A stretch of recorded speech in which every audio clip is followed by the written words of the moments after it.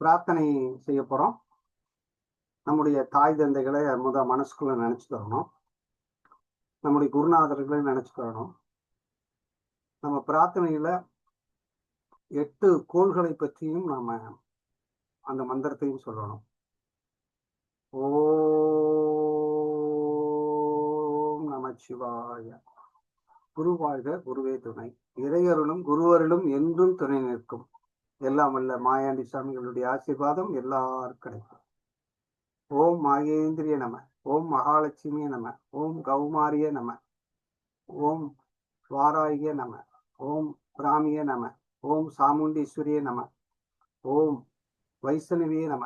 ஓம் மகேஸ்வரியே நம. ஓம் நமச்சிவாய. ஓம் விக்னேஸ்வராய நமக. அனைத்து தெய்வங்களையும் வணங்குகிறோம். எல்லா சக்திகளையும் வணங்குகிறோம். எல்லாருடைய ஆசீர்வாதத்தையும் பெற்றுக்கொள்ளணும். வாழ்க வளமுடன். வாழ்க வளமுடன். அனைவருக்கும் என் அன்பான வணக்கங்கள். நம்ம இப்ப ஜாமக்கோளாரிடத்துல ஒவ்வொரு காண்டமா பார்த்துட்டு வர்றோம். இப்ப ஜாமக்கோல்ல முக்கியமான டூல்ஸ் என்ன அப்படின்னா, உபகரணங்கள் என்ன அப்படின்னா, ஃபர்ஸ்ட் எடுத்தோன்னே உதயம், ஆருடம், கவிப்பு, ஜாம கிரகம். உதயம், ஆருடம், கவிப்பு, ஜாம கிரகங்கள். இது சுருக்கமா எப்படி எடுத்துக்கிறணும் அப்படின்னா, இப்ப யாராவது ஒருத்தர் கோயிலுக்கு போகணும்னு நினைக்கிறோம். நல்லா கவனிங்க. யாராவது ஒருத்தர் கோயிலுக்கு போகணும்னு நினைக்கிறோம். கோயிலுக்கு போறோம்னா எந்த கோயிலுக்கு போறோம்னு சொல்றது உதயத்தில் உள்ள கோள். உதயத்தில் ஒரு கோள் இருந்தா அந்த கோயிலில் உள்ள தெய்வத்தை பத்தி சொல்லும், அந்த கோயிலை பத்தி சொல்லும். அந்த கோயிலுக்கு போறது யாருன்னா உதயாதிபதி. அந்த கேள்வியாளர்களுடைய தன்மைகளை விளக்கும். அந்த கோயிலுக்கு போனோம்னா அந்த தெய்வம் எப்படி இருக்கும், அலங்காரம் எப்படி இருக்கும், என்ன ட்ரெஸ் போட்டிருக்கோம், எப்படிப்பட்ட தெய்வம்ங்கிறத ஆருட விவரிக்கும். அந்த கோயிலுக்கு போயிட்டு வந்தோம்னா நமக்கு என்ன பலன் கிடைக்கும்ங்கிறத கவிப்பு சொல்லும். எது கிடைக்கும், எது கிடைக்காது. இந்த 4 பாயிண்ட் நம்ம மனசுக்குள்ள வச்சுக்கிறோம்.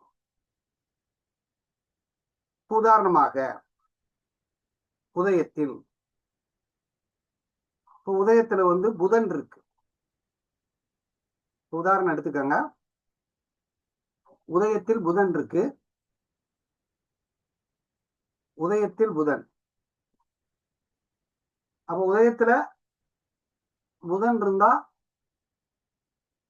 இப்ப உதயாதிபதி உதயத்திலே இருக்காரு, மிதுனம். உதயத்துல புதன் இருக்கு அப்படின்னு வச்சுக்கிறோம். உதயாதிபதியும் வெளியிலேயே புதன் இருக்காரு அப்படின்னு வச்சுக்கிறோம்.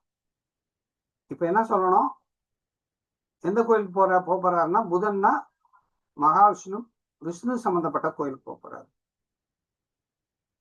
அல்லது கன்னிமாரி சம்பந்தப்பட்ட கோயிலுக்கு போறாரு, அல்லது பாவாடக்காரி, அல்லது கொலுசு போட்டு சாமி கும்பிடுறவர், கன்னி பெண்களுடைய கோயிலுக்கு அவர் போறாரு அப்படிங்கறத புதன் சுட்டி காட்டுவது. அந்த உதயாதிபதி உதயத்திலே இருக்காரு, இல்லைன்னா உதயத்துக்கு 4ஆம் இடத்துல இருக்காருன்னு வச்சுக்கோங்க, உச்சமா இருக்காரு. அப்பவே என்ன சொல்லுது,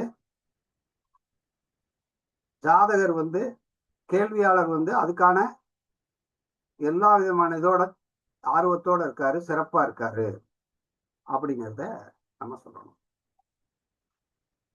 இப்ப இந்த உதயத்திலிருந்து ஆருடம் எங்க இருக்கோ அந்த ஆருடத்தை பொறுத்து வர, இப்ப ஆருடம் 4லயே இருக்குன்னு வச்சுக்கோங்க.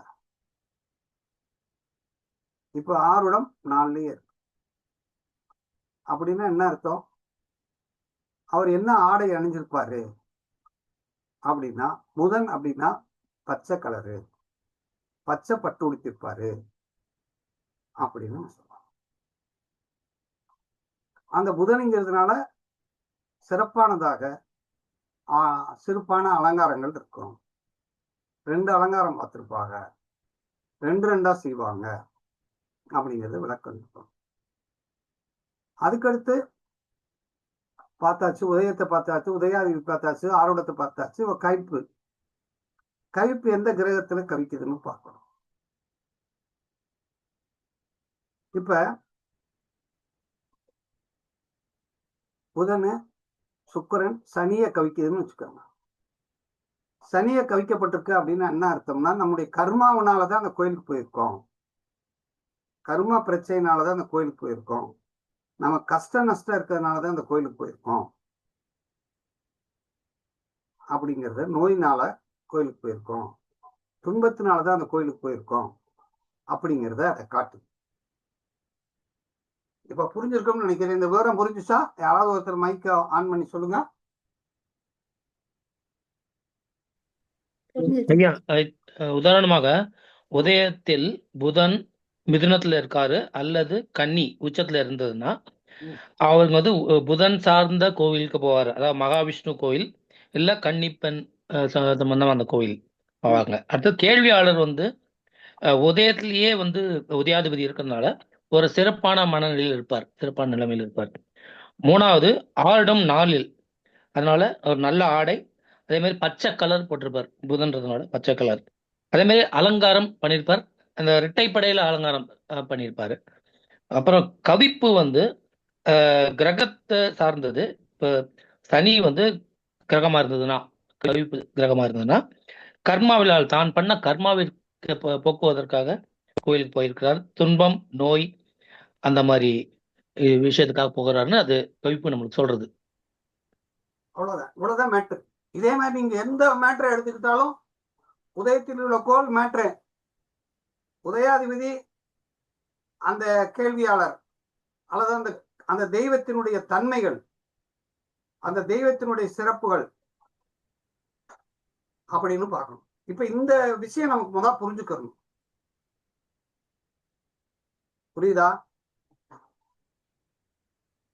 குருஜி, இப்போ நீச்சமா இருந்தாலும் அதேதான் தகுதி சொல்லலாமா? குறைவா இருக்குன்னு அர்த்தம், ஆ, சிறப்பா இல்ல. சிறப்பா இல்ல. உதயாதிபதி வந்து நீசமா இருந்தா அவருக்கு விருப்பம் இல்லாம இருக்கு, அவருக்கு அதுக்கு ஆர்வம் இல்லாம இருக்கு அந்த கோயிலுக்கு போறதுன்னு சொல்லணும். வேண்டா வெறுப்பா போறாரு, வேண்டா வேண்டாம் வெறுப்பா போறாரு ம். அப்படின்னு சொல்லணும். பலன் கிடைக்குமா இல்லையான்னு அது கவிப்பு பார்த்து சொல்லலாம். கவிப்புக்குள்ள என்ன இருக்கோ அதுதான் பலனு.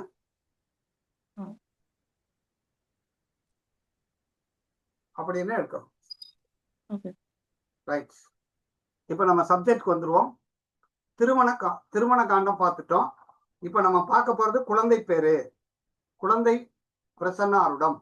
இப்ப குழந்தை பிரசனத்துக்கு மிக முக்கியமான விஷயம் என்ன அப்படின்னா, குழந்தை அப்படின்னா எந்த கிரகம் அப்படின்னா குரு. குழந்தைன்னு எந்த பாவம்? 5ஆம் பாவம். அப்ப குழந்தை 5ஆம் பாவம். குழந்தைங்கிற கிரகம் வந்து குரு பகவான். அதே மாதிரி ஆண்மை, வீரம், ஆண்மை அப்படின்னு சொன்னோம்னா அந்த உயிர் சக்தி என்பது குரு. சூரியன்ங்கிறது அந்த வீர, அந்த உடம்புல இருக்கக்கூடிய ரத்த அணுக்களை சொல்லும். சுக்கிரன்ங்கிறது கர்ப்பப்பையை சொல்லும். அப்ப இந்த மாதிரி எல்லாம் நம்ம பார்க்கிறோம். கர்ப்பம் அப்படின்னா அந்த காலத்துல என்ன செய்வாங்கன்னா, கல்யாணம் பண்ணி குழந்தை பிறக்கலைன்னா புழு பூச்சி உருவாயிடுச்சான்னு கேட்பாங்க. அப்ப பாம்பு அப்படின்னாலே குழந்தை, கருவு அப்படின்னு அர்த்தம், கர்ப்பம் அப்படின்னு அர்த்தம். அப்போ உதயத்தை நோக்கி பாம்பு வந்துச்சுன்னா, உதயத்தை நோக்கி பாம்பு வந்தா கர்ப்ப நிச்சயம். உதயத்தை நோக்கி பாம்பு வந்தா கர்ப்ப நிச்சயம் அப்படின்னு எடுத்துக்கணும். அப்ப அதுக்கு உதயத்தை நோக்கி வருது அப்படின்னா அவங்க போய் அந்த குழந்தை உறுதியாகிடுச்சு அப்படின்னு அர்த்தம். அதை நம்ம பார்க்கணும். உதயத்தை நோக்கி 5ஆம் வீட்டின் அதிபதி வந்தாலும் குழந்தை சம்பந்தமான கேள்வி. உதயத்திலே குரு இருந்தாலும் குழந்தை சம்பந்தமான கேள்வி. உதயத்திலிருந்து 10ஆம் இடத்திலே குரு இருந்தாலும் குழந்தை சம்பந்தமான கேள்வி. 6 குரு இருந்தாலும் குழந்தை சம்பந்தமான கேள்வி அப்படின்னு இருக்கும். அப்ப குழந்தை சம்பந்தமா வர்றாங்க அப்படின்னா நம்ம பார்க்க வேண்டியது என்னன்னா, ஆணும் பெண்ணும் இருவர் சம்பந்தப்பட்ட கேள்வி. இது வந்து டபுள், 2 பேருடைய சம்பந்தப்பட்டது. உதயம்ங்கிறது ஆணு, ஆருடம்ங்கிறது பெண்ணு. இப்ப உதயத்திலிருந்து ஆருடம், உதயத்துல பாம்பு இருந்துச்சுன்னா அவர் கேட்க வந்தவரு குழந்தை பேர் உண்டு அப்படின்னு சொல்லணும். ஐயா அப்ப ரெக்கார்டிங் போட்டாச்சா ஐயா? ஆ ரெக்கார்டிங் போட்டாச்சா? போட்டாச்சு. சரிங்க. அப்ப உதயத்தில் இருந்தாலும் சரி, 5ஆம் இடத்துல பாம்பு இருந்தாலும் குழந்தை நிச்சயம் அப்படின்னு சொல்லணும். அப்ப இது வந்து எனக்கு குழந்தை உண்டா இல்லையா அப்படின்னா, முதல்ல நம்ம பார்க்க வேண்டிய ரூல் என்னன்னா, உதயத்தில் பாம்பு இருந்தால், உதயத்துக்கு 2ஆம் இடத்துல பாம்பு இருந்தால், உதயத்துக்கு 3ஆம் இடத்துல பாம்பு இருந்தால், உதயத்திற்கு 4ஆம் இடத்துல பாம்பு இருந்தால், உதயத்துக்கு 5ஆம் இடத்துல பாம்பு இருந்தால் குழந்தை நிச்சயம். இப்ப நான் எத்தனை இடம் சொல்லிட்டேன்? 5 இடம் சொல்லிருக்கீங்கய்யா. 5 இடம் சொல்லிட்டேன். 1ல இருந்து 5 வரைக்கும் சொல்லிருக்கீங்க ஐயா. 1ல இருந்து 5 1 வரைக்கும் எங்க இருந்தாலும் நிச்சயம். 5ஆம் பாவத்தில் பாம்பு இருந்தா குலதெய்வத்துக்கு போய் அபிஷேகம் பண்ணணும். 4ஆம் இடத்துல பாம்பு இருந்தா, 5ஆம் இடத்துல பாம்பு இருந்துச்சுன்னா அவங்களுடைய குலதெய்வத்துக்கு போய் அபிஷேகம் பண்ணணும். 4ஆம் இடத்துல பாம்பு இருந்தா தாய் வீட்டு குலதெய்வம் அல்லது ஊர் குலதெய்வம். 3வது இடத்திலே கவிப்பு இருந்தால் கொஞ்சம் தூரத்துக்கு உள்ள தெய்வம். 2ஆம் இடத்துல இருந்தா குடும்ப தெய்வம். அப்படி தெய்வத்துக்கு நாம அபிஷேகம் பண்ணணும். மைக்க ஆஃப் பண்ணிருங்கள் அப்படின்னு எடுக்கணும். அதற்கு நம்ம ஒரு அபிஷேகம் பண்ணி ஏதாவது ஒரு காணிக்கை செலுத்திட்டோம்னா குழந்தை நிச்சயம் அப்படின்னு சொல்றோம். அப்ப குழந்தை பெறுவதற்கு முக்கியமான காரணமாக இருக்கக்கூடிய கிரகங்களை பத்தி நம்ம பார்த்துட்டோம். பொதுவா நம்மகிட்ட வந்து பார்த்தோம்னா நம்ம உதயத்தை பார்க்கணும். ஆணுக்கு எப்படி இருக்கு, ஆருடத்தை பார்க்கணும், பெண்ணுக்கு எப்படி இருக்குன்னு பார்க்கணும். இதுதான் முக்கியமான விஷயம். ஆணுக்கும் பெண்ணுக்கும் குழந்தை பெறுவதற்கு தகுதி இருக்கா, அதனால என்ன பிரச்சனை அவங்களுக்கு இருக்கு அப்படின்னு ஒரு ஆய்வு செய்யணும். அந்த ஆய்வை நம்ம எடுத்துக்கிறோம். இப்ப நல்லா பாருங்க, காலபுருஷனுக்கு 1வது வீடு செவ்வாய், காலபுருஷனின் 7வது வீடு சுக்கிரன். அப்ப ஆணுக்கு சுக்கிரனை பார்க்கணும், பெண்ணுக்கு செவ்வாயை பார்க்கணும். ஆணுக்கு சுக்கிரன் வந்து கடத்திரக்காரகன், பெண்ணுக்கு வந்து கடத்திரக்காரகன் குரு. இவங்க 2 பேரும் எப்படி இருக்காங்கன்னு பார்க்கணும். அந்யோன்யமா இருந்தா தான் குழந்தை பேரு நடக்கும். அடுத்து காலபுருஷனுக்கு 1வது வீட்டுல கேது இருக்கு, காலபுருஷனுக்கு 3வது இடத்துல ராகு இருக்கு. அப்ப என்ன அர்த்தம்? 1ஆம் இடத்துலயும் கேது இருக்கு, 5ஆம் இடத்துலயும் கேது இருக்கு காலபுருஷனுக்கு, 9ஆம் இடத்துலயும் கேது இருக்கு. அதே மாதிரி காலபுருஷனுக்கு 3ஆம் இடத்துலயும் 7ஆம் இடத்துலயும் 11ஆம் இடத்துலயும் ராகுவினுடைய நட்சத்திரம். அப்ப இந்த கேதுன்னா என்ன, ராகுன்னா என்ன? கேதுன்னா விதை, வித்து, பாம்புன்னா நிலம் அப்படின்னா. அப்ப விதை இருந்தா மட்டும் பத்தாது, நிலம் தேவை. ஆண் இருந்தா மட்டும் பத்தாது, பெண் என்ற நிலம் தேவை. அப்ப நல்ல நிலம் பார்த்து நாமும் விதை விதிக்கணும். அப்ப நல்ல ஒரு நிலத்தை நாம் தேர்வு செய்ய வேண்டும். அதே மாதிரி நல்ல வித்தையும் தேர்வு செய்ய வேண்டும்.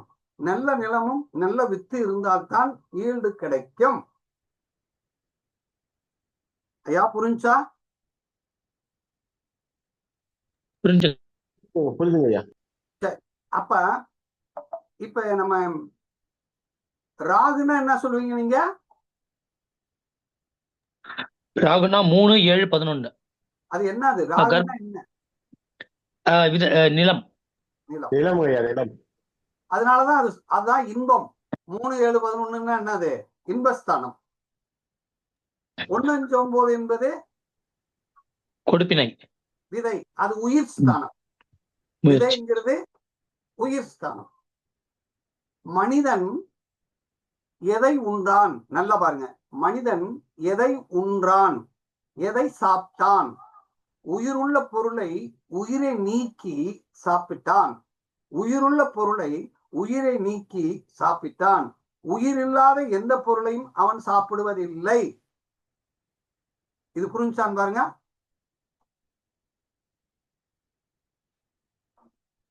புரியலங்க ஐயா, புரியலையா? மீனிங் புரியல. புரியுதுங்க ஐயா.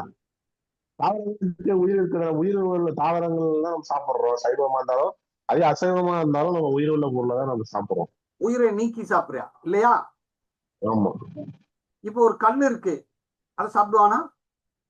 சாப்பிட முடியாதுங்க ஐயா. அது உயிர் இல்ல. மண்ணை சாப்பிட முடியுமா?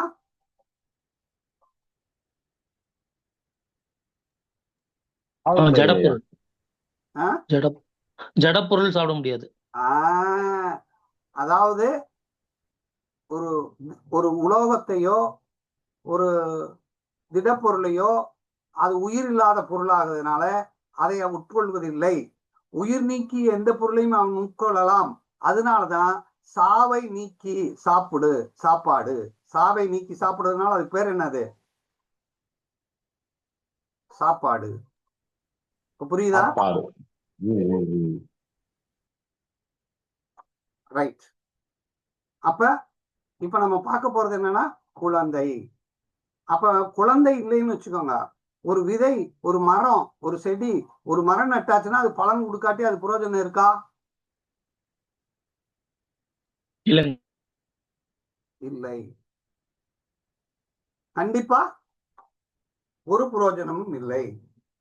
அப்போ ஒரு குழந்தை நம்ம கிட்ட உருவாகி அந்த குழந்தையை நம்ம வளர்க்குறோம் அப்படின்னா அந்த குழந்தைய நம்ம எவ்வளவு முக்கியத்துவம் கொடுக்குறோம்? குழந்தைக்காண்டி தானே நம்ம எல்லாமே பார்க்கிறோம் இல்லையா ஐயா? எவ்வளவு கஷ்டப்படுறாங்க, எந்தெந்த கோயிலுக்கு போறாங்க. அதனால குழந்தை சம்பந்தமான விஷயங்களை நல்லா கவனிங்க. அதாவது 3வது நாள்ல கர்ப்பப்பைக்கு போனோம்னா 3வது நாள்ல அது தைலமாக மாறுது. கர்ப்பப்பையில போனோம்னா 3வது நாள் அது என்ன செய்யுது? தைலமா மாறுது. 7வது நாள் அது மலர்ந்துருது. 7வது நாள் உள்ள போய் என்ன செய்யுது? அந்த உயிரணுக்கள் மலர்ந்துருது. 30வது நாள் அந்த உள்ள போனோன்னு அது முழு பிண்டமாக மாறுகிறது. அதாவது 30வது நாள். 60வது நாள் அது தலை உண்டாகிறது. 90வது நாள் வயிறு உண்டாகிறது. 90வது நாள். 120வது நாள் பாதம் உருவாகிறது. 150வது நாள் முதுகெலும்பு உண்டாகிறது. 180வது நாள் 6வது மாசம் ஜீவன் உண்டாகிறது. அதனாலதான் 6வது மாசம் முடிஞ்சோன்னு நம்ம என்ன சொல்றோம்? வளைகாப்பு செய்கிறோம். ஜீவன் உண்டாகிறது. உயிர் உண்டான பிறகுதான் நாம் வளைகாப்பு செய்வோம்.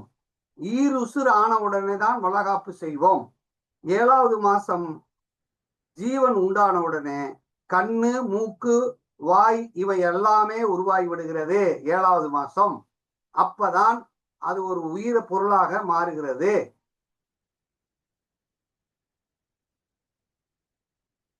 8வது மாசம் சகல உறுப்புகள் பூர்த்தியாகிறது. 9வது மாசம் பூர்வ ஜென்மம் நினைவு உண்டாகிறது. 10வது மாசம் தலை திரும்பி தலைகளாக பூமியை நோக்கி வர துடிக்கிறது.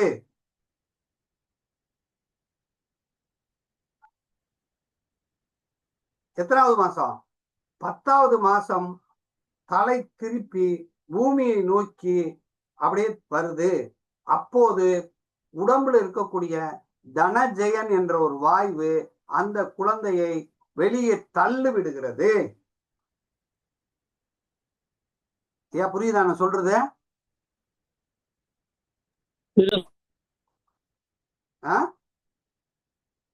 புரியுது. ஆனால் இந்த 10 மாசம் ஒரு குழந்தை பெறுவதற்கு முன்னால் தந்தையினுடைய உடம்புல 2 மாதம் அது உயிர் பொருளாக உற்பத்தியாகி அதை சுமந்திருக்கிறார். தந்தை 2 மாசம் சுமக்கிறார். தாய் 10 மாசம் சுமக்கிறாள்.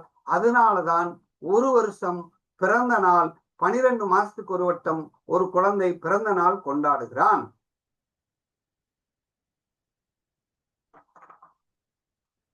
ஐயா,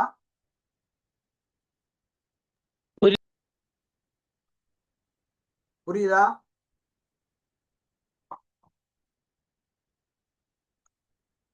குழந்தை உண்டாயிருச்சு இல்லையா? அப்ப அந்த 6வது மாசம் முடிஞ்சு 7வது மாசம் வந்த பிறகுதான் அந்த தாய் தான் உண்ணக்கூடிய உணவை உடம்பு என்ன செஞ்சுக்கிறோம்? ஏத்துக்கிறோம். அதனாலதான் 7வது மாசம் என்ன செய்வாங்க? சீமந்தம் செய்வாங்களா? வளைகாப்பு செய்வாங்க. 7வது மாசம் 9வது மாசம். சரி, இப்ப இது புரிஞ்சுல? புரியுது. இப்ப கவிப்பை பத்தி பேச போறோம். உதயத்திலிருந்து 10 பாவத்தில் கவிப்பு இருந்தால் என்ன பிரச்சனை அப்படிங்கிறத பார்க்க போறோம். உதயத்திலேயே கவிப்பு இருந்தால், இப்ப உதயத்துல கவிப்பு இருக்கு, யாருக்கு பிரச்சனை இருக்கு? உதயம்னா ஆணுக்கு பிரச்சனை இருக்கு. உதயத்தில் கவிப்பு இருந்தால் ஆணுக்கு பிரச்சனை இருக்குன்னு அர்த்தம். ஆருடத்தில் கவிப்பு இருந்தா யாருக்கு பிரச்சனை இருக்கு?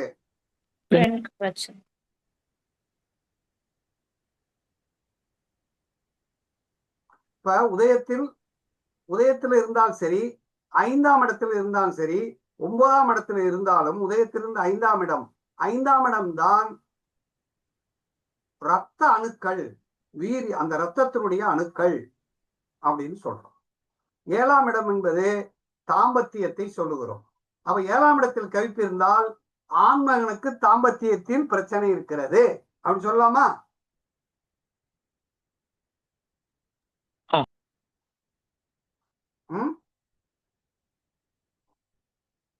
இப்போ உதயமும் ஆருடமும் ஒன்னா இருந்து, உதயத்துக்கு ஆருடத்துக்கு உதயத்திலே ஆருடத்திலே கவிப்பு இருந்தா யாருக்கு பிரச்சனை? 2 பேருக்குமே பிரச்சனை. 2 பேருக்குமே பிரச்சனை. இப்ப பெண்ணுக்கு ஆருடத்திலிருந்து 7ஆம் இடத்துல கவிப்பு இருந்தால் யாருக்கு பிரச்சனை? என்ன பிரச்சனை? தாம்பத்தியத்தில் பிரச்சனை, பெண்ணுக்கு தாம்பத்தியத்தில். அப்படின்னா புரியுதா? சரி,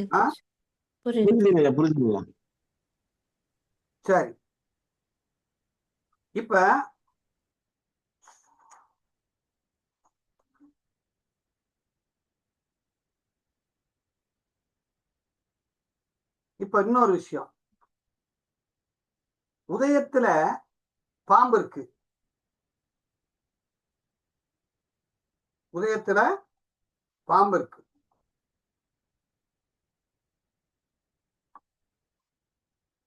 உதயத்துல பாம்பு இருக்கு அப்படின்னாலே நம்ம என்ன செய்யணும்? உதயத்துல பாம்பு இருந்தாலே கர்ப்ப நிச்சயம் சொல்லிடுறோம் இல்லையா? ஆனா குரு நீசமா இருந்தா குழந்தை உற்பத்தி ஆவதுல பிரச்சனை இருக்கு. அதாவது உயிர் அணுக்கள்ல பிரச்சனை இருக்கு. சந்திரன் நீசமா இருந்தா கர்ப்பப்பையில பிரச்சனை இருக்கு. பெண்மையிலே பிரச்சனை இருக்கிறது. ஆண்மை என்றால் குரு, பெண்மை என்றால் சந்திரன்.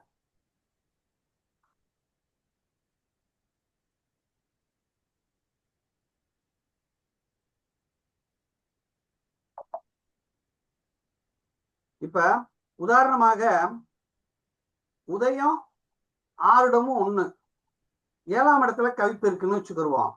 இவர் 2 பேருக்குமே பிரச்சனை இருக்கு. இவர் 2 பேருக்குமே தாம்பத்தியில் பிரச்சனை இருந்தா குழந்தை பிறக்குமா? பிறக்காதுங்க ஐயா.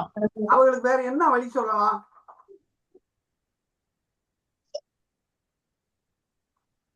தத்து எடுத்துக்கோங்க. மருத்துவ பார்க்க சொல்லலாம். மருத்துவம் 11ஆம் வீட்டை வச்சு பரிகாரம் சொல்லாங்க ஐயா. ஆமா, டெஸ்ட் டியூப். நான் என்ன சொல்றேன்னா, வந்து இவங்களுக்கு என்ன பரிகாரம் பண்ணாலும் தாம்பத்தியம் ஈடுபடாம குழந்தை வருமா? வராதுங்க ஐயா. வராது. ஐயா, 5ஆம் பாவங்கிறது விருப்பம். நல்லா கவனிங்க. 5ஆம் பாவங்கிறது ஆசை. 3ஆம் பாவங்கிறது தைரியம், அவனுடைய வீரியம். 7ஆம் பாவங்கிறது அவனுடைய ஈடுபாடு, தாம்பத்தியம். 12ஆம் பாவங்கிறது அவனுடைய கம்ஃபோர்ட். அப்ப முக்கியமான இதெல்லாம் பார்க்கணும்.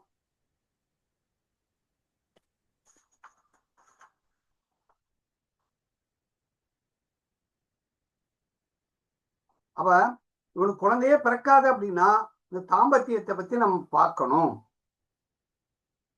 இப்ப கன்னி உதயம், உதயத்திலே சனி புதன்லாம் இருக்காரு உள்வட்டத்துல. உதயத்திலே சனி இருக்காரு, புதன் இருக்காரு. புதன் நீசம், புதன் ஆட்சியா இருக்காரா உச்சமா இருக்காரு? ஆட்சியா இருப்பாரு அல்லது உச்சமா இருப்பாரு இல்லையா? நல்லா கவனிங்கயா. உதயத்துல சனி இருக்காரு, 5ஆம் அதிபதி உதயத்துல இருக்காரு. 5லயே 6 இருக்கா, புதன் இருக்காரு. ஆனா 5ஆம் இடத்துல வெளிவட்டத்துல 5ஆம் இடத்துல வெளிவட்டத்துல குரு இருக்காரு. குரு எப்படி இருக்காரு? நீசமா இருக்காரு. ஆனா கவிப்பு 5ஆம் இடத்துல இருக்காரு. இவங்களுக்கு குழந்தை பிறக்குமா? குரு நீசம், உதயாதிபதி நீசம், 5ஆம் இடத்துல கவிப்பு. இவங்களுக்கு குழந்தை பிறக்குமா? பிறக்காது. இவர்களுக்கு தத்து குழந்தைகள் தான் சிறப்பாக இருக்கும்.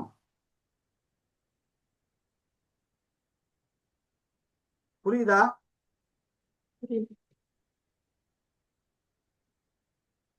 அப்ப இவருக்கு அந்த பிரச்சனை இருக்குன்னு சொல்லணும். சூரியன்னா அவருடைய ஸ்பேம்ல உள்ள விந்து அணுக்கள் சூரியன்கிறது. குருங்கிறது உயிர் சக்தி, ஜீவன் அப்படின்னு எடுக்கணும்.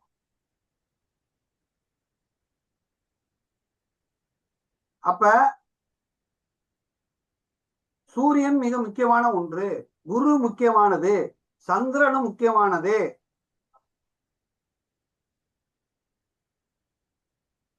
இப்ப கும்ப உதயம் 5ஆம் இடத்துல உள்வட்டத்துல கேது கவிப்போம், வெளியில சூரியன் இருக்காங்க. இவங்களுக்கு குழந்தை பிறக்குமா?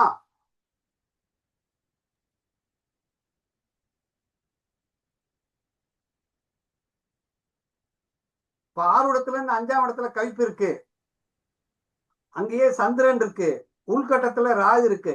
ராகு இருந்தா என்ன அர்த்தம்? கத்திரிச்சு விடுறோம். அப்படி இருந்தா கர்ப்பப்பையில பிரச்சனை இருக்குமா இல்ல இருக்காதா?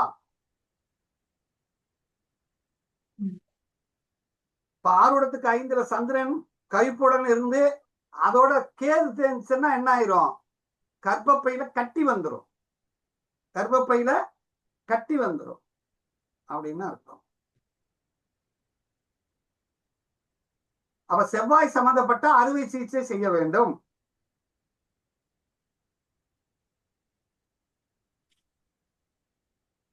அப்ப குழந்தை பிறப்புக்கு முக்கியமான கிரகங்களை நாம் பார்த்தே ஆகணும்.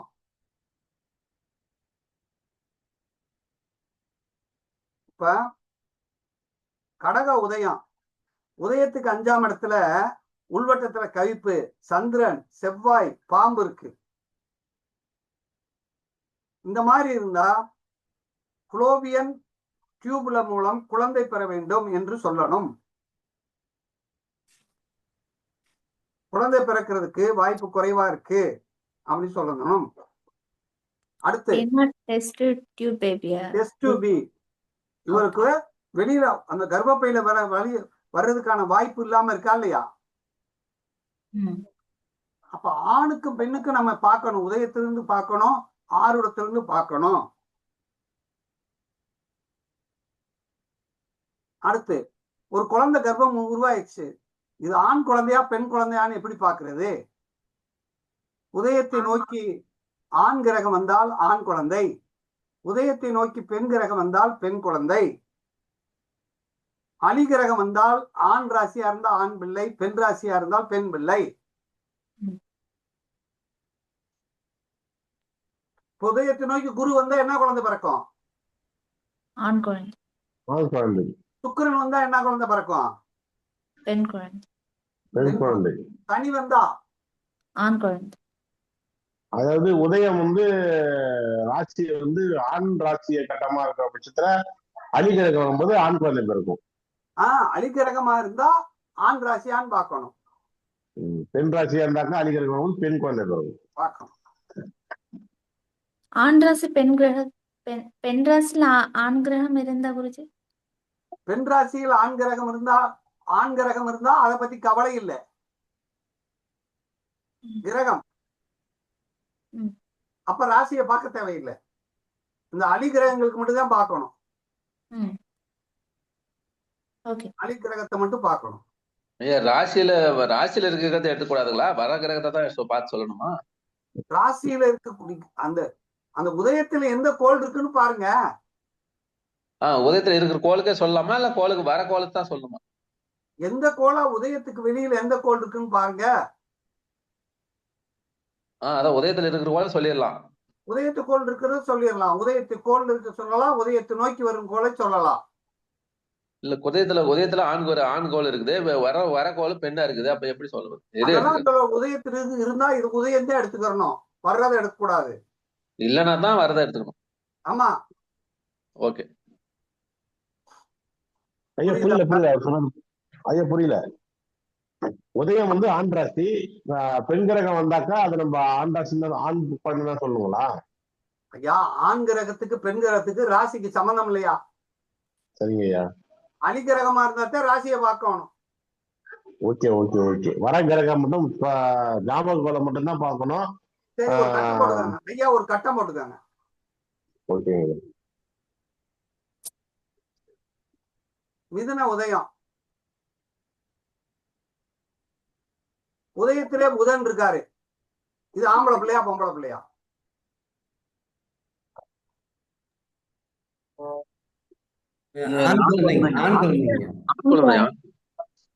பெண் குழந்தைங்க. பெண் குழந்தை. ஆண் குழந்தை. எப்படி ஆண் குழந்தையா பெண் குழந்தையா? பெண் குழந்தை. மிதுனம் ஆண் ராசிங்க. ஆண் குழந்தையா? அப்ப புதன்ங்கிறது அலி கிரகம் ஆண் ராசியில இருக்கு. ஆண் ராசி பெண் ராசி தெரியுமா தெரியாதா? இல்லைங்க, அதாங்க ஆட்சி ஆகி வலுவாயிடுறாருல, ஸ்ட்ராங் ஆயிடுறாருல. அது இல்ல, அதெல்லாம் ஸ்ட்ராங்கு இவங்க வீக்கெல்லாம் தேவையில்லை. ஆண் ராசி பெண் ராசி சொல்லுங்க. எவ்வளவு கட்டத்துக்கு 12 ராசி? 12 ராசிகளில் ஒற்றைப்படை ராசிகள் 1 மேசத்துல 1 3 5 7 9 11 ஆண் ராசிகள். இரட்டைப்படை ராசிகள் 2 4 6 8 10 12 பெண் ராசிகள். மேசம் ஆண் ராசி, ரிஷபம் பெண் ராசி, மிதுனம் ஆண் ராசி, கடகம் பெண் ராசி, சிம்மம் ஆண் ராசி, கன்னி பெண் ராசி, துலா ஆண் ராசி, விருச்சகம் பெண் ராசி, தனுசு ஆண் ராசி, மகரம் பெண் ராசி, கும்பம் ஆண் ராசி, மீனம் பெண் ராசி. புரிஞ்சுச்சா? புரியுதுங்க.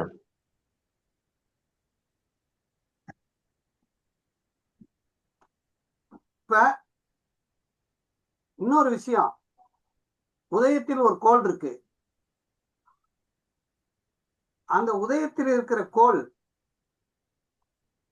அது என்ன நட்சத்திரத்தில் இருக்கோ அந்த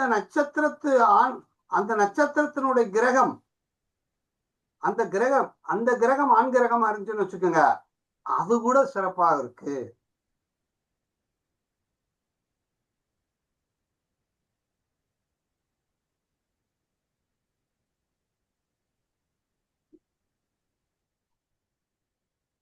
அப்படிங்கறத பார்க்கலாம். சரி, ஓகே.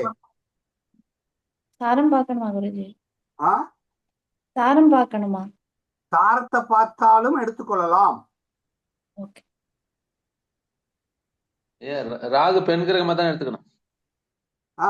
ராகுனா ராகு அப்படின்னா அந்த ராகு ராசி கடத்துல எங்க இருக்குன்னு பாருங்க. ஆண் ராசியில் இருக்கா பெண் ராசியில் இருக்கான்னு பாருங்க. இல்ல அத பெண் கிரகமா எடுத்துக்க வேண்டியது, அது அலி கிரகமா எடுத்துக்கணுமா? அலிகிரகம் ராகு நட்சத்திரம். ராகு அலிகிரகம் என்னென்ன? புதன் சனி. புதன் சனி அலிகிரகம். இது ரெண்டுமே ஆண் ராசியில இருக்கா பெண் ராசியில இருக்கான்னு மறுதடவை பார்க்கணும் கிரகத்தை. அது பார்த்து பாம்புக்கு என்ன அது எடுத்துக்கணும், என்ன ஆணா பெண்ணா பாம்பு? ஆண் கிரகமா பெண் கிரகமா? இது பாம்பு. ராகு. பாம்புதான் கர்ப்பணிச்சயத்துக்கு சொல்லிட்டோம். நீங்க குழந்தைக்கு எடுக்கும்போது அதான் உதயத்துல பாம்பு இருந்துச்சுன்னா பாம்பு எந்த நட்சத்திரத்துல இருக்குன்னு பாருங்க.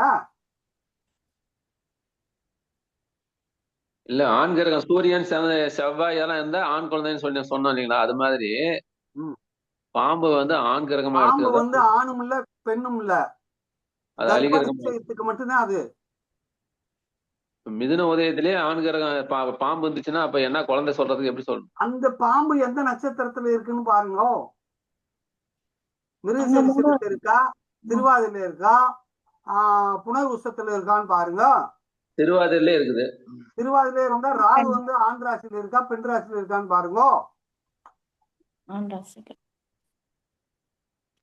எந்த ராகு? அந்த வெளிவட்ட ராகுங்களா? ஆமா ஐயா, அந்த வெளிவட்ட ராகு எங்க இருக்குன்னு பாம்பு எங்க இருக்குன்னு பாருங்கய்யா. இல்லைன்னா உள்வட்ட கிரகம் ராகு எங்க இருக்குன்னு பாருங்கய்யா. உதயத்துல பாம்பு இருந்தா ராகு நட்சத்திரத்துல இருந்தா அது ஆண் ராசியில தானே இருக்கு. பாம்பை விட்டுருங்க, ராகுவை பாருங்க. உள்வட்ட ராகு எங்க இருக்குன்னு பாருங்க. இன்னைக்கு ஆண் வீட்டுல இருக்குது, கும்பத்துல. ஆண் ராசி தான் பறக்கும், ஆண் குழந்தை தான் பறக்கும். ஓகே. பாம்பு எந்த நட்சத்திரத்துல இருக்குன்னு பார்க்க தேவையில்லைங்களா? ராகு பார்த்தா போடுவா. பாம்பு எந்த நட்சத்திரத்துல இருந்தா ராகுடைய நட்சத்திரத்துல இருந்தா பாம்பத்தான ராகத்தானே பார்க்கணும். அது குருவோட நட்சத்திரம் இருந்தா ஆணுன்னு சொல்லிடலாம்ல.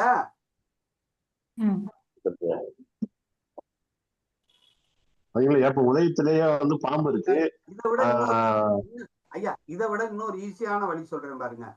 உதயத்தில் கோலை கூட விட்டுங்க, உதயம் எந்த நட்சத்திரத்தில் இருக்கு அதை சொல்லிட்டு போங்கயா. இது ஈஸியா இருக்கு குருஜி, அதுவும் ஈஸியா தான் இருக்கு. உதயம் அதே திருவாதிரையிலே இருக்குது. திருவாதிரையில இருந்தா ராகு எங்க இருக்குன்னு பாருங்க, எந்த ராசியில இருக்குன்னு பாருங்க. பாம்பு கோச்சரத்துல ராகு எந்த ராசியில ஆண் ராசியில இருந்தா அந்த இடத்துல பார்த்து சொல்லிட்டு போங்க. ஓகேங்க. சரி, இது டவுட் கிளியர். அடுத்த ஸ்டெப்புக்கு போறோம். இப்ப உதயத்தில் பாம்பு இருக்கு, உதயத்துல வந்து கவிப்பு இருக்கு. உதயத்தில் கவிப்பு இருந்தா நீங்க 2 கொஸ்டின் கேட்கணும். ஆம்பளைக்கு பிரச்சனை இருக்கு, குழந்தை பிறப்புல யார்கிட்ட பிரச்சனை இருக்கு? பிரச்சனை இருக்கு. அல்லது இப்ப குழந்தை வேணும் அப்புறம் குழந்தை பெத்துக்கலாம்னு தள்ளியும் போடலாம். யாரு? மாப்பிள்ள. புரியுதா?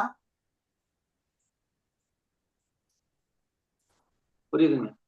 உதயத்தில் பாம்பு இருந்தால், உதயத்தில் கவிப்பு இருந்தால் குழந்தை பெற்றெடுப்பதில் யார் தள்ளி போட்டிருக்கா? யாருனால பிரச்சனை இருக்கு?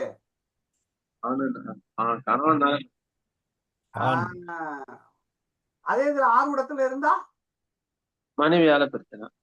சரி, 2ஆம் இடத்திலே கவிப்பு இருந்தால் புதிய நபர் வருவதிலே பிரச்சனை. புதிய நபர் வருவதில பிரச்சனை. புரியுதான் பாருங்க. இந்த குழந்தை வருவதற்கு புதிய நபர் என்றாகிறதுக்கு ஒரு பிரச்சனை இருக்கு. அப்ப குழந்தை இல்லைங்கிறத காட்டுது. அப்படின்னு சொல்லலாம். சரி, 3ஆம் பாவத்துல கழிப்பு இருந்தா, வீரியஸ்தானத்துல பிரச்சனை. அதாவது தைரியம். அவனுக்குள்ள உயிரணுக்கள் இருக்கு இல்லையா, ஆண் இந்த மகனுக்குள்ள உயிரணுக்களின் வேகம் குறைவு, அல்லது சுய இன்பத்தினால் நிறைய அணுக்களை விரயமாக்கியிருக்கிறான். புரியுதாயா? புரியுது. 4ஆம் இடத்தில் இருந்தால் குழந்தை பிறப்பதற்கு அவன் குடியிருக்கும் வீட்டில் பிரச்சனை இருக்கிறது. அவன் இருக்கிற வீட்டுல என்ன வாஸ்து சரி அவன் வாஸ்து இருக்கிற சரி வீட்டில் பிரச்சனை. வீட்டுல என்னங்க வீட்டுல என்னங்க பிரச்சனை? வீடு வாஸ்து சரியில்லாம இருந்தா குழந்தை வராது இல்லையா? அப்படிலாம் இடம் இருக்குதா? மாற்றம். ஆமா, இடம் மாற்றம் பண்ணுது. அதாவது வீட்டில் பிரச்சனை இருக்கிறது அப்படின்னா வீடு வந்து குழந்தை பெறதுக்கான வாய்ப்பு இல்லாத வீட்டுல போய் குடியிருப்பான். ஈசான மூலம் பாதிக்கப்பட்டால் குழந்தை பெறுவதில் பிரச்சனை.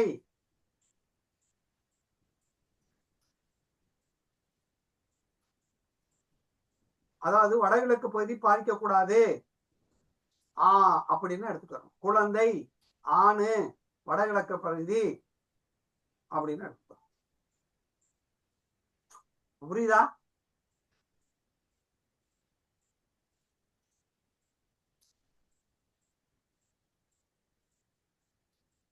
ஐந்தாம் பாவத்திலே கழிப்பு இருந்தால் கரு கலைத்ததனால், ஒரு கருவை கலைத்ததனால் குழந்தை பிறக்காம இருக்குன்னு அர்த்தம். அல்லது பூர்வீகத்தால் அல்லது குலதெய்வ குற்றத்தால்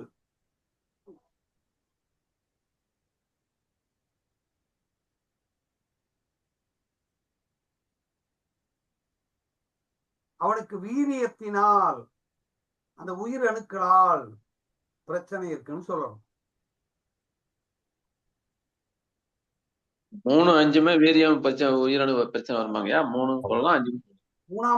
5ஆம் பாவத்திலே அந்த ரத்தத்தினுடைய வேகமே இருக்கு. அதுவே ஒரு கலைத்துறையை சார்ந்தவரா இருந்தாக்கா சாதிச்சுட்டு அப்புறமா குழந்தை பெற்றுக்கலாம்னு தள்ளி போட்டுருவாரு. அப்படி வச்சுக்கலாங்களா ஐயா? ஐயா 5ஆம் வீட்டுல கழிப்பு, 5ல கழிப்பு இருந்தா. ஆமா, குழந்தை கர்ப்பத்தை கழிச்சிருப்பாங்கல்ல. ஆமா ஆமா, காதலிச்சு கர்ப்பத்தை கழிச்சான்னா மறுபடியும் அந்த தோசை வருமா இல்லையா?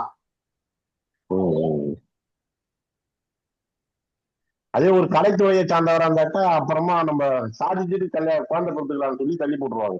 ஏதோ ஒரு தள்ளி போடுவேன் அந்த 5ஆம் பாவ காரத்துவ சம்பந்தமா. Okay okay. பின்ன குருஜி அதுக்கு பரிகாரமா உதயத்துல இருந்து பரிகாரமா சொன்னோமா, ஆரூடத்துல இருந்து பரிகாரமா? பரிகாரம் எல்லாமே 7ஆம் இடம் தான், 11ஆம் இடம் தான். உதயத்துல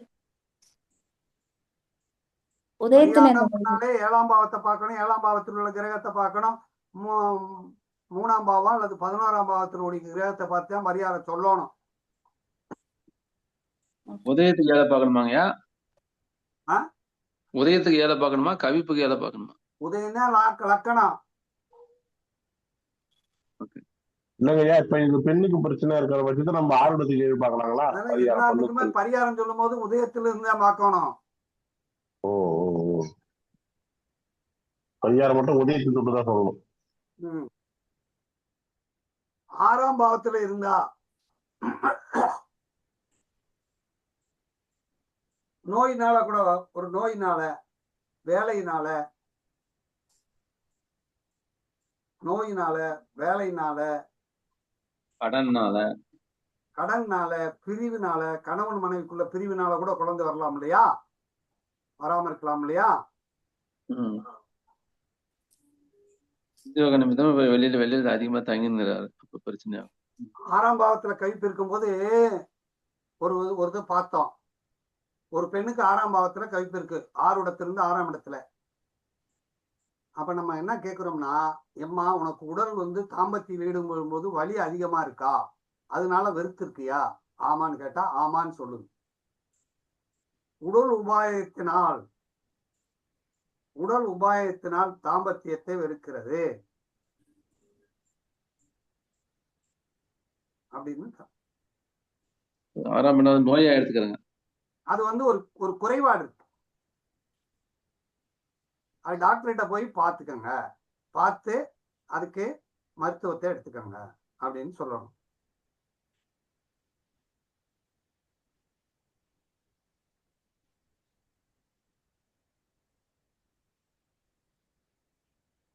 அப்ப 7ஆம் இடத்துல கழிப்பு இருந்தால், 7ஆம் இடத்துல பைப்பு இருந்தால் தாம்பத்திய குறைபாடு இருக்குன்னு ஏற்கனவே சொல்லிட்டோம். சரியா? ஆமா. அடுத்து 7ஆம் இடத்துல கழிப்பு இருக்கும்போது 2வது குழந்தை சம்பந்தமான கேள்வியா கூட இருக்கலாம். எப்படி சொல்லணும்? 5ஆம் இடத்துக்கு 3ஆம் இடம். 2வது குழந்தைக்கு தடையா இருக்கும். 2வது குழந்தைக்குனால கூட இந்த குழந்தை இப்ப கேள்வி கேட்க வந்திருப்பாங்க. குழந்தை பிறக்காம இருக்கு, 2வது குழந்தையா அப்படின்னு கேட்கணும்.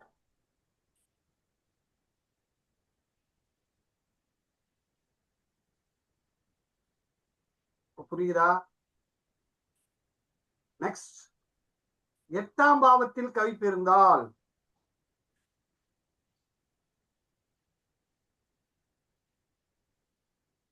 எட்டாம் இடம்ங்கிறது என்ன? அது உடல் உறுப்புகள்ல மறைவிடம் ஐயா. மர்மஸ்தான். மறைவிடம். அந்த உறுப்புகளில் வித்தியாசம் இருக்கும். ஆண் பெண்ணுடைய பேத வித்தியாசம் இருக்கும். அவர்கள் இமிடியேட்டா டாக்டரை கன்சல்ட் பண்ண வேண்டும். வித்தியாசம்னா எப்படிங்க? அதனுடைய அளவு வித்தியாசப்படும். அதான் நம்ம யோனி பொருத்தம் பாக்குறோம் இல்லையா? ஓகே. அந்த யோனி பொருத்தம் இங்க சரியா அமையவில்லை.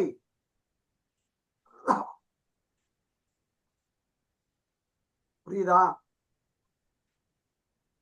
ஓகே. அதாவது 7ஆம் இடமும் தாம்பத்தியமே எடுத்தோம்னா 8ஆம் இடமும் அதே தாம்பத்தியமே சொல்லலாம். 8ஆம் இடம்ங்கிறது தாம்பத்தியத்தின் ஈடுபாடு. 7ஆம் இடம் தாம்பத்தின் ஈடுபாடு. 8ஆம் பாவம் தாம்பத்தியத்தின் உறுப்பு.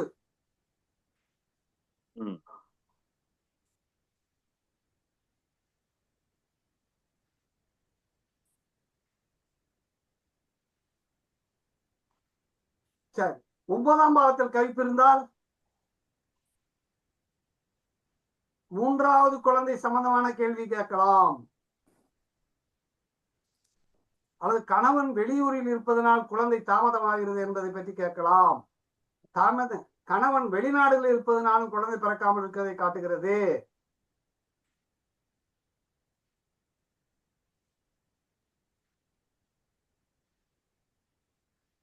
புரியுதாயா? புரியுதுங்க. புரியுதுங்க ஐயா. 10ஆம் பாவத்தில் கழிப்பு இருந்தால் அதிக கருகலைப்பினாலும் வீட்டில் கர்ம செலவுக்கு பின் குழந்தை பிறக்கும். தொழில் சம்பந்தமான கணவன் மனைவி பிரிந்து இருப்பதனாலும் குழந்தை தாமதமாக இருப்பதை காட்டுகிறது. கணவன் மனைவி தொழில் விஷயமாக பிரிஞ்சிருக்காங்க, அதனாலும் குழந்தை பிறப்பதில் பிரச்சனையை காட்டுகிறது. புரியுதாயா? 10ஆம் இடம் கருக்கலைப்புன்னு எப்படிங்க சொல்றது? அது கர்மா. 10ஆம் இடம்ங்கிறது கர்மா.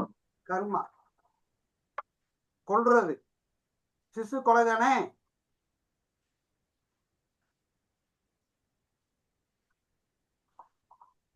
பெருசாயிருமியா? 5ஆம் பாவங்கிறது சிறுசு. அதுவும் கருக்கலைப்பு, இதுவும் கருக்கலைப்பு. இது வந்து பெருசான பிறகு, பிண்டமான பிறகு. சொன்னேன்ல 10 மாசம்னா எப்படின்னு. 6வது மாசம் வந்த பிறகு வந்தா 10ஆம் இடத்துக்கு வந்துருமா இல்லையா? இல்ல பெண் குழந்தை பிறந்தா சாகடிக்கிறான் அது மாதிரி. அதெல்லாம் வந்து இந்த 10ஆம் பாவத்துக்குள்ள வந்துரும். கடினமான வேலை செஞ்சதுனால குழந்தை கர்ப்பமாக கரையுமா இல்லையா?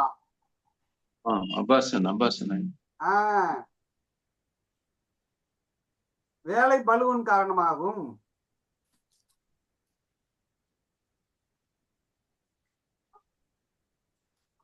வீட்டுல ஒரு பெரிய கர்மம் நடந்த பிறகுதான் குழந்தை பிறக்கும்.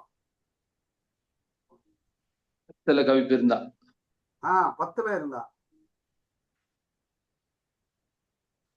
11 கழிப்பு இருந்தால் குழந்தையே இல்லை என்று சொல்லுங்கள்.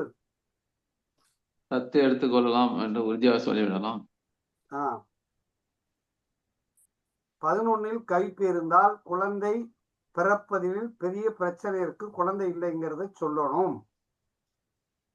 உங்க ஆசை நிறைவேறுவதில் தடை இருக்குன்னு சொல்லணும்.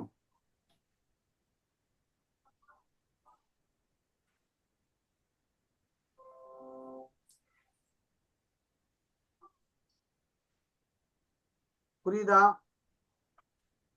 புரியுதுங்க. 12 கழிப்பு இருந்தா 12 கழிப்பு இருந்தால் ஆணும் பெண்ணும் சரியான காலகட்டங்களில் அவர் ஈடுபாடு செய்வதில்லை.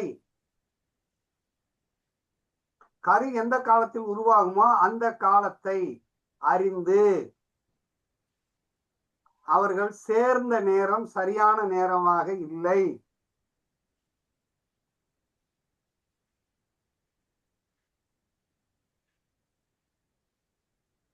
அது எந்த காலங்கய்யா? டாக்டர்கிட்ட தான் கேட்கணும். கர்ப்பம் எப்போ உருவாகும், எத்தனை நாள்ல கர்ப்பப்பை திறந்திருக்கும் அப்படிங்கிறத டாக்டர்கிட்ட கன்சல்ட் பண்ணி அந்த காலங்களில் அவர்கள் ஈடுபாடு செய்ய வேண்டும் என்பதனை டாக்டர் மாதிரி இப்ப நம்ம இதெல்லாம் டாக்டர் மாதிரி சொல்லணும்.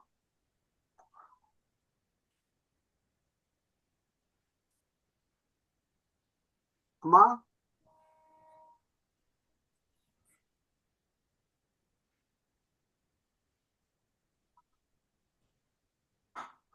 புரியுதா?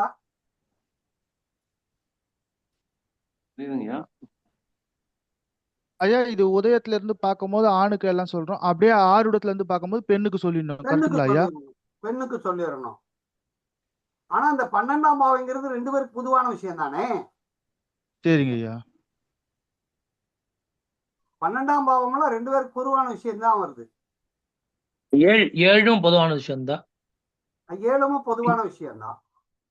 7, 8 பொதுவான விஷயம். அப்ப உதயத்தை ஆருடத்தில் உள்ள விஷயத்தையும் ஆருடத்தை 2ஆம் இடத்தையும் ஆருடத்துல இருக்கக்கூடிய விஷயங்களை மட்டும் நம்ம முக்கியத்துவம் பார்க்கணும். அந்த பெண்ணுக்கு விருப்பம் இல்லாம இருக்கான்னு பார்க்கணும்.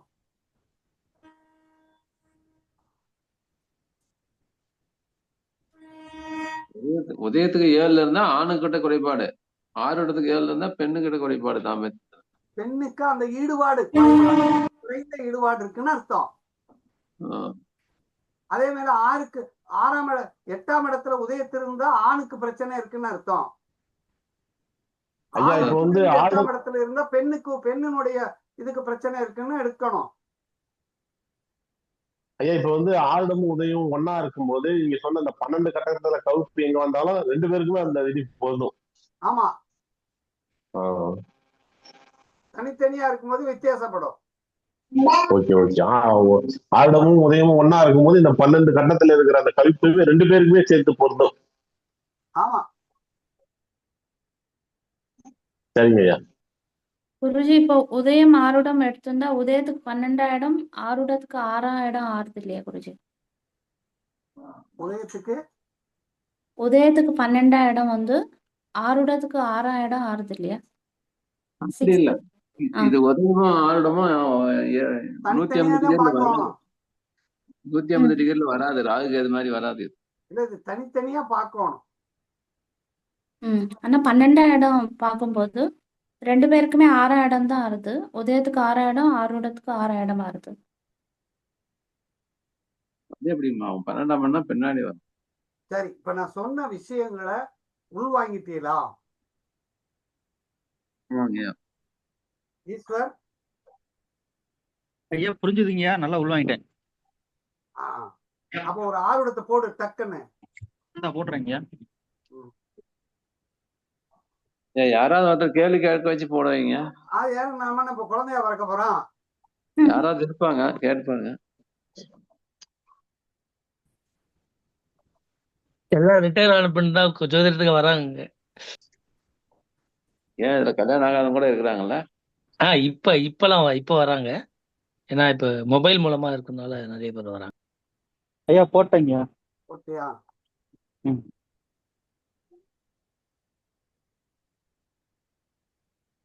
இப்ப பாரு உதயத்தை பாரு.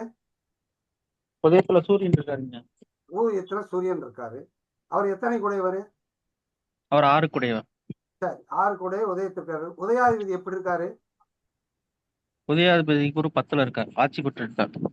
Very good. அப்ப ஆம்பளைக்கு சரியாத்தான் இருக்காரு. ஆம்பளைக்கு விருப்பம் இருக்கு இல்லையா? ஆமா. ரைட். இப்போ உதயத்திலிருந்து ஒவ்வொன்றா பார்த்துட்டு வாங்க. உதயத்துக்கு 2ஆம் அவர் இடத்துல குரு கவிப்புல இருக்காருங்க. கவிப்பே 11 வந்துருச்சுங்க, கிடைக்காதுங்க. இந்த ஃபர்ஸ்ட் வந்து கவிப்பு 11ல இருக்கு. சரியா? அதுவும் இல்லாம குரு கவிச்சிட்டாரு. குரு கவிக்கல.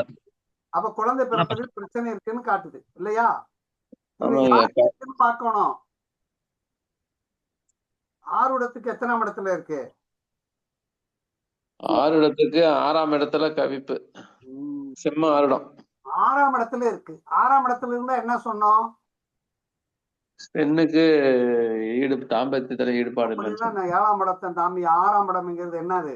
ஐயா ஒரு நோயே இல்ல வேலையால இல்ல கடன் வேலையின் காரணமாவோ நோயின் காரணமா அந்த அம்மா குழந்தை வேணாம்னு போட்டுட்டு இருக்கும் இல்லையா? ஆமா. உடல் உபாதை உடல் உபாதைனாலையும் பிரச்சனை இருக்கும் இல்லையா? ஆமாங்க. பிரிவு சில பிரிவினாலையும் கணவன் மனைவிக்குள்ள பிரிவினாலையும் இந்த மாதிரி இருக்குமா இல்லையா? உதயமா 6 6 8 இருக்கா? ஆமாங்க. அப்ப இவங்க 2 பேரும் பிரிஞ்சுதானே இருப்பாங்க. அப்படி பிரிஞ்சு இல்லைன்னா தனித்தனியா வீட்டுல படுத்து கிடக்கலான்னு கேளுங்க. இல்ல, ஆருடாதிபதியே உதயத்திலே இருக்கிறாரு. அதான் நான் சொல்றது பாருங்க, ரெண்டுமே சஷ்டாஷ்டாங்கமா தானே இருக்கு. ஆமா, சஷ்டாஷ்டாங்கம் அப்படிங்கறத எடுத்துக்கணும். அதை சரி பண்ணா தானே குழந்தை வரைக்கும். இந்தம்மா வேற இடத்துல வேலை வாங்கி போயிருக்குமா இல்லையா?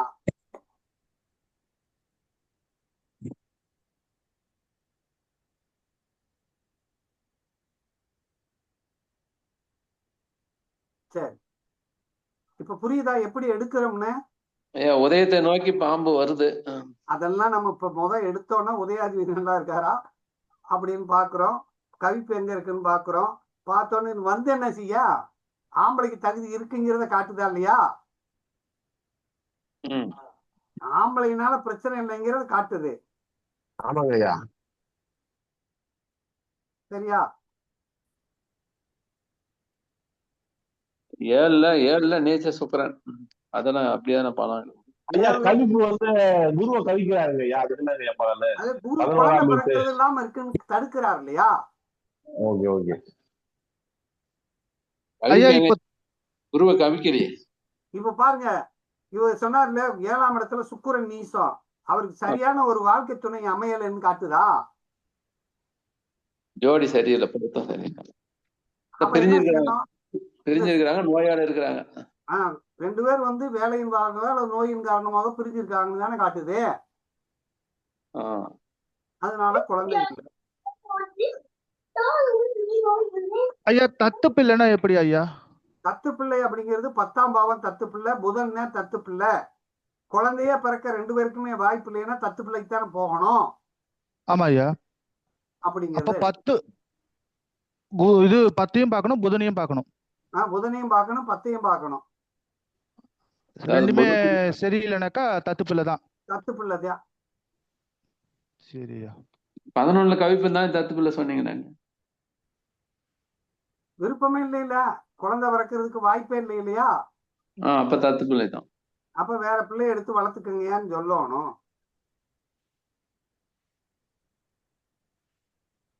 சரி, இப்ப இந்த சாப்டர் புரிஞ்சுச்சா?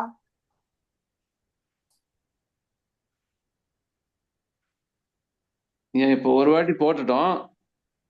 அடுத்த கேள்வி இன்னொன்னு கேட்டா அது உடனே அது மாதிரி போட சொல்றதா எப்படிங்க? ஒரு கேள்விக்கு பதில் சொல்லிட்டு இல்ல, நீங்க உங்களுக்கு வர்றத உண்மையான ஜாதகத்தை போட்டு பாருங்கயா. போட்டு பார்த்து இந்த ரூல்ஸ் எல்லாம் எடுத்து அதுல அப்ளை பண்ணுங்க. அது பண்ணிடுறேங்க. ஒரு கேள்விக்கு பண்ணிடுறோம். இன்னும் உடனே ஒரு கேள்வி கேட்டாங்கன்னா அதுக்கு உடனே இந்த மாதிரி போட்டு சொல்லணுமா? என்ன கேள்வி வைப்பாங்க? இது சம்பந்தமான கேள்விக்கு தான் இந்த ஆருடம் பயன்படும். அப்பத்தான் எப்ப வரும்னு கேட்டாங்கன்னா அது சொல்ல முடியாது இல்லையா? நீங்க ஒரு ஆருடம்ங்கிறது அந்த ஒரு கேள்விக்குள்ளதான், அந்த கேள்வி சம்பந்தப்பட்டதுதான் இது. பல அதான் அடுத்த கேள்வி கேள்வி வச்சு கேட்டாங்கன்னா எடுக்க கூடாது. அடுத்த கேள்வி கேட்டாங்கன்னா உடனே வேற போன் அடுத்த இருக்கணும். கேள்வி வேற ஆளோட தான் சொல்லும் ஆ. அப்படின்னு எடுக்கணும். சரி, இன்றைக்கு வகுப்பு எப்படி இருந்துச்சு? சூப்பரா இருக்கு. எல்லா கிளாஸுமே நல்லா இருக்கு. எல்லா கிளாஸுமே நல்ல அந்த நம்மள பயன்படுத்தக்கூடிய அளவுல இருக்குங்க ஐயா. அதாவது நீங்க சொல்ற பாயிண்ட்ஸ் எல்லாமே உடனே கொஞ்சம் பயன்படுத்தி பண்ணணும். அந்த மாதிரி இதா இருக்கு. பிராக்டிக்கல், இதுக்கு பேர் என்னதுன்னா பிராக்டிக்கல் ஜாமக்கோல் ஆருடா. Practical. Sir sir hello hello ஆ சார் பினு பேச கேரளாமா Vinu, sir, please give me examples for how to know a child is a male child or female child. How to know the child is the 135791 male rashigal, 246810 12 female rashigal. yes. That portion, how to know? Give more examples, sir. For example, Ah, you say any Udaya, Udaya Meda, Mesha. Mesa Udaya. Which planet in Mesa? Sun. Sun is Mesa. Sun female or Sun is Jamakol Graha, outer planet, sir. Jamakol Graha, an outer Graha. Male planet. Immediately you say male planet, male child. Male child. What's the reason, sir? Please explain the reason. Reason means Udaya is giving your answer. Udaya is giving the clear answer. Clear answer, clear cut answer. You can understand what planet in the Udaya is indicating your present problem. Present problem. Sir, one doubt, sir. In Aries sign, Meda Rashil, if Venus is placed in Aries sign, Aries Meda Rashi, in that Venus planet is placed. Venus is a Jamakol planet. Then the result is Venus is female planet. You can say immediately female child is possible. Female. Oh, okay, understood, sir. Okay. You divide into the female planet and male planet.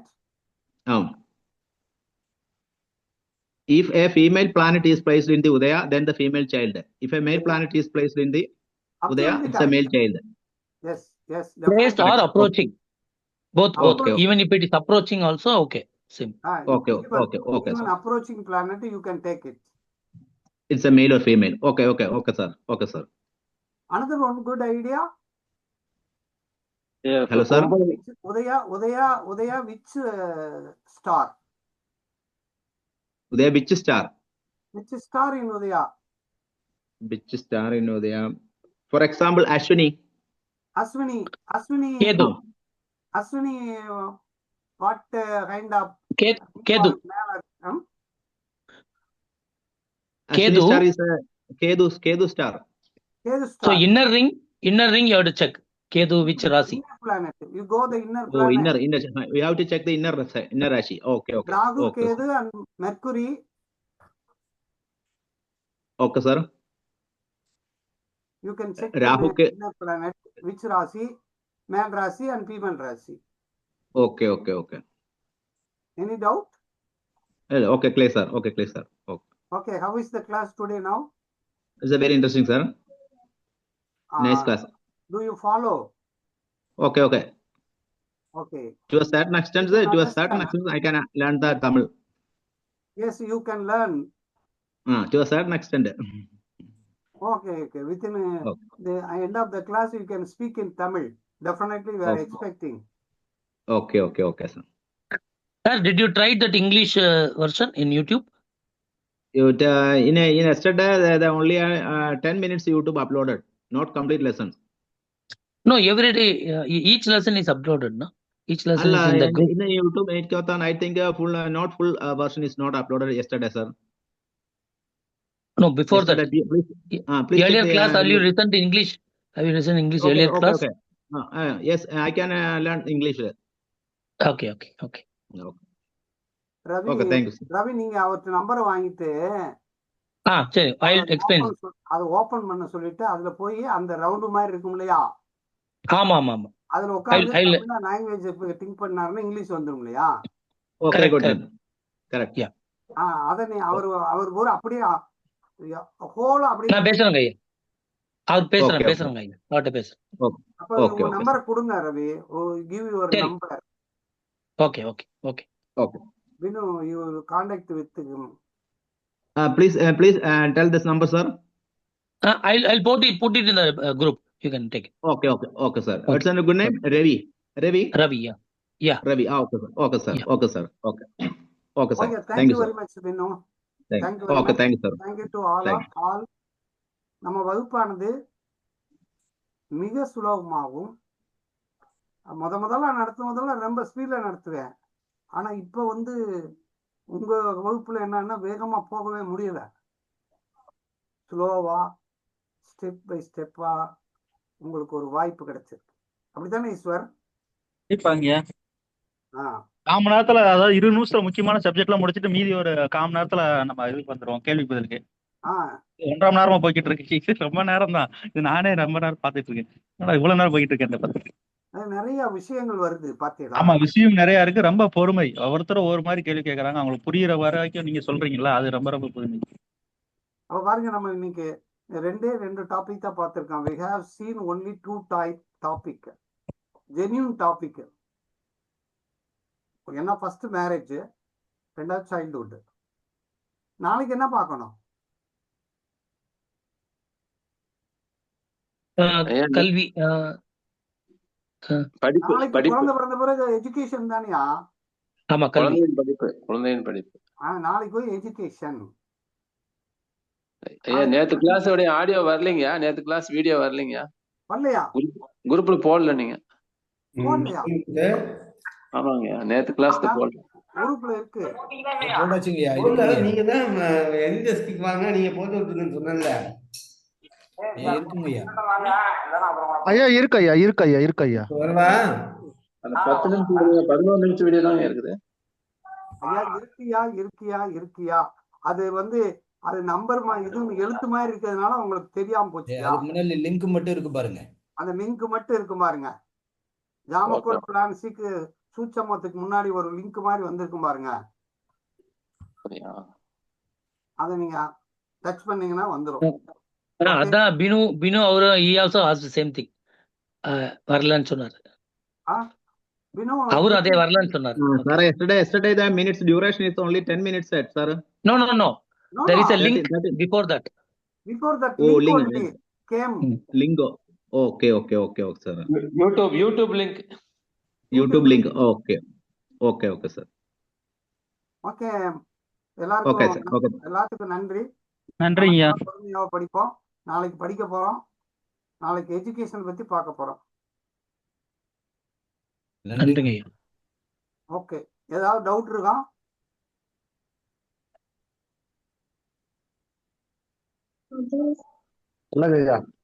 Okay, thank you very much. நன்றிங்க. அனைவருக்கும் அன்பான வணக்கம்.